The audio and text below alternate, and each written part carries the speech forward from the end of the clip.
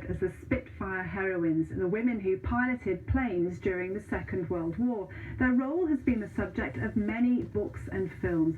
Now, though, a new account pulls together the personal stories of these trailblazers. The daughter of one of the pilots has been talking to Claire Woodling about her inspiring mother and the new book.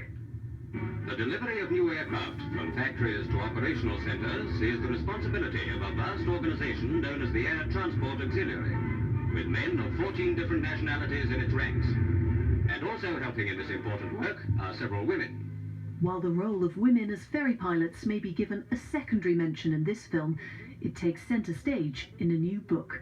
In the Second World War, women pilots in the Air Transport Auxiliary flew planes from the factories to the aerodromes for fighter pilots. One of those pilots lived in Taunton. Her daughter picks up the story. They were of a time which would never be repeated.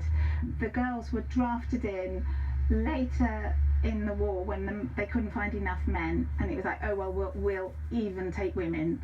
And then they had to prove themselves, and did they prove themselves? The whole story is now the subject of a new book, The Hurricane Girls, The Women Who Dared to Fly. It was significant in terms of aviation just because of the number of planes, but it was also significant in terms of women's recognition, in terms of being the public recognition that they could fly to such an extent. I mean, there was already scepticism about women flying at all.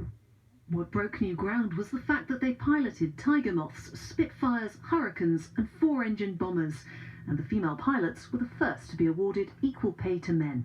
I think it's vitally important that everybody hears about them now, because they were so humble that they didn't promote themselves and no one promoted them. They were forgotten.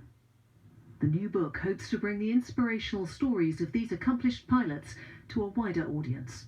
Claire Woodling, BBC Spotlight. We're on to football now. And